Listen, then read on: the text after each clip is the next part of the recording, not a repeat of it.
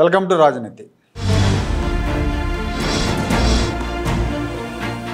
ఉండవల్లి అరుణ్ కుమార్ గారు ఆయన ప్రతి సందర్భంలో కూడా తన ప్రజెన్స్ని నిరూపించుకోవడానికి ముందుకు వస్తూ ఉంటారు. రాజమండ్రిలో తన ఆస్థాన ఉంటారు, ఒకరు ఇద్దరినో ముగ్గురినో వేసుకొని కూర్చుంటాడు, పళ్ళికలు ఇస్తూ అక్కడ కూర్చుంటాడు ప్రెస్ క్లబ్లో లేదా తన కార్యాలయంలో కూర్చుంటాడు.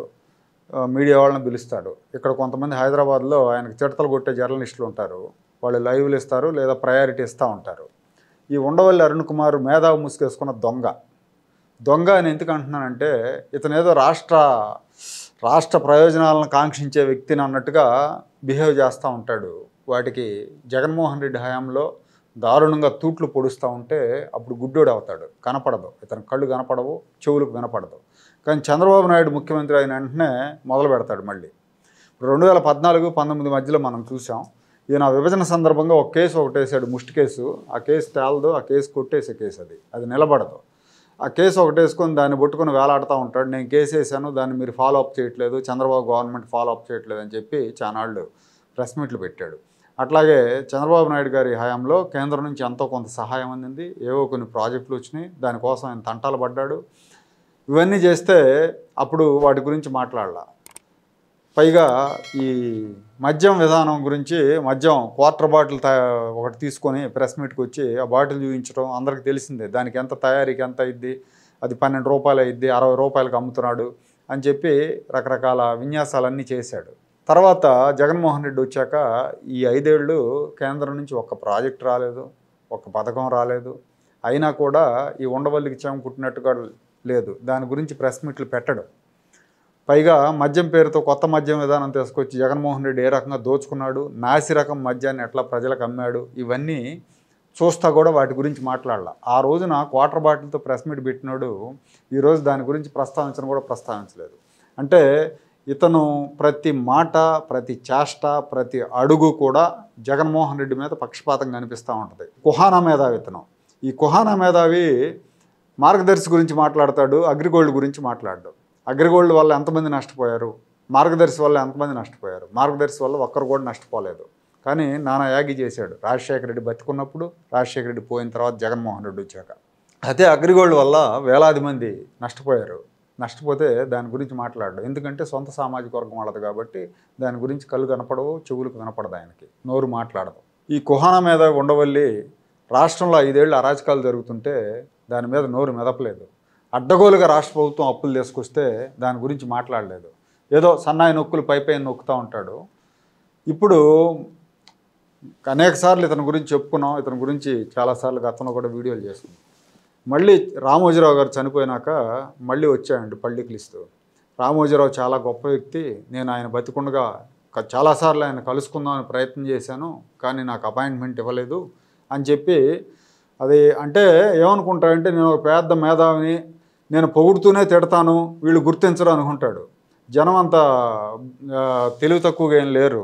నీ విన్యాసాలన్నీ, ఉండవల్లి విన్యాసాలన్నీ జనానికి తెలుసుకుంటానే ఉన్నారు. అతను ఏంటనేది కూడా అందరికి తెలుసు, అతని నైజం ఏంటనేది తెలుసు, అతను ఎవరికి ఆత్మబంధువు అనేది కూడా అందరికి తెలుసు. పైగా అతను ఏమంటాడంటే, రామోజీరావు చనిపోయాడు కదా, ఇంకెందుకు నా పోరాటం, ఇంకెవరి మీద నా పోరాటం.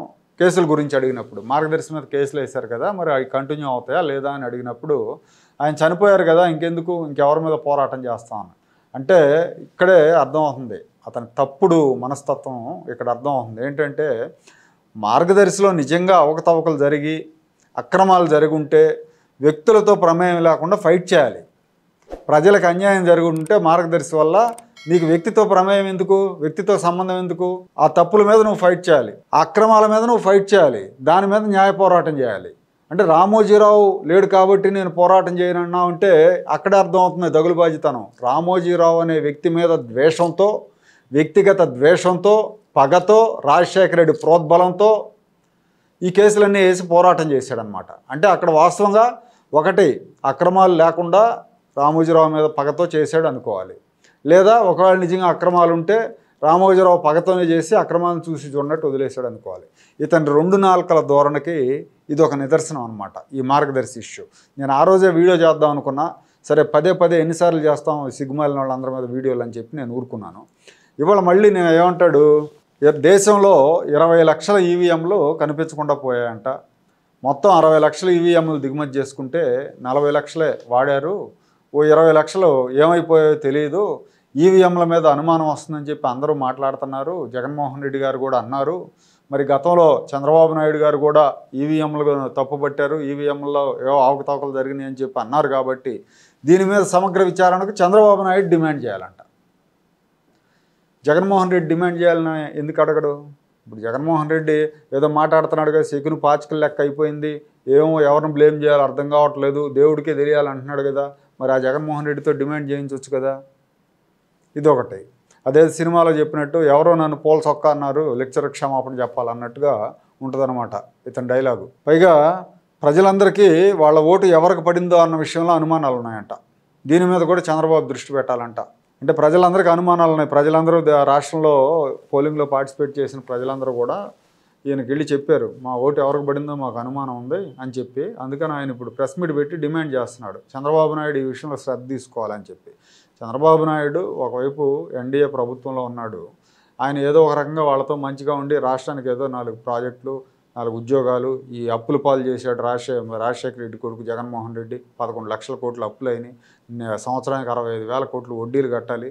ఇవన్నీ ఎట్లా చేయాలా ఏంటో, వాళ్ళతో మంచిగా ఉండి ఎలా సాధించుకోవాలనే ప్రయత్నంలో ఆయన ఉంటే ఇతను వచ్చేసి పుల్లలు పెడుతున్నాడు. పుల్లలు పెట్టి చంద్రబాబు డిమాండ్ చేయాలంటాడు.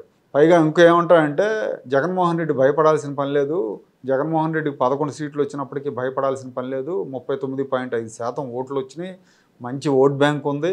గతంలో తమిళనాడులో కూడా జయలలితకి ఇలాగే శృంగభంగం అయింది, కరుణానిధికి కూడా శృంగభంగం అయింది, ఇద్దరు కూడా సింగిల్ డిజిట్కి పరిమితం అయ్యారు. అయినా కానీ ఆ తర్వాత జరిగిన ఎన్నికల్లో వాళ్ళు బంపర్ మెజారిటీతో అధికారంలోకి వచ్చారు. కాబట్టి భయపడాల్సిన పని లేదని చెప్పి భరోసా ఇచ్చాడు ఆత్మబంధువు కొడుక్కి. ఇంకా ఏమంటారంటే రాష్ట్ర విభజన హామీల కోసం చంద్రబాబు నాయుడు పోరాటం చేయాలంట. విభజన సందర్భంగా 2014లో విభజన బిల్లు ప్రవేశపెట్టినప్పుడు లోక్సభలో జరిగిన సంఘటనల మీద చర్చకు డిమాండ్ చేయాలంటున్నాడు. అది కూడా చంద్రబాబు పార్టీ చేయాలంట. 5 ఏళ్ళు ఎక్కడ గడ్డి బీకావు ఉండవల్లి అరుణ్ కుమార్? 5 ఏళ్ల పాటు ఎక్కడ పరదాలు దుప్పట్లు కప్పుకొని పడుకున్నావు? ఏం జగన్మోహన్ రెడ్డికి 22 మంది లోక్సభ సభ్యులు ఉన్నప్పుడు ఈ డిమాండ్ చేయలేదే? ఇప్పుడు అన్నీ గుర్తుకొస్తున్నాయి పాత డిమాండ్లు. అంటే ఇతని వ్యవహారం ఎట్లా ఉందంటే ప్రతిసారి జగన్మోహన్ రెడ్డి ఇరుకున పడ్డ ప్రతిసారి ఇతను తెర మీదకి వస్తాడు, వచ్చి ఇష్యూలను డైవర్ట్ చేయటం, లేదంటే ఏదో ఒకటి తప్పుడు భాష్యాలు వక్ర భాష్యాలు చెప్పి ప్రజల ఆలోచన ధోరణిని మార్చాలనుకుంటూ ఉంటాడు. కానీ ఇలాంటి వాళ్ళ మాటలు నమ్మొద్దండి. ఆల్రెడీ ఇతను ప్రూవ్ చేసుకున్నాడు ఏంటి కుహానా మేధావి అని, లేదంటే జగన్కి ఆత్మబంధువు అని చెప్పి. ఉండవల్లి అరుణ్ కుమార్ ఎంత తక్కువగా మాట్లాడితే అంత మంచిది. ఇలానే ఇదే ధోరణి కొనసాగిస్తే ఖచ్చితంగా ఉండవల్లికి ప్రజలు తగిన బుద్ధి చెప్తారు.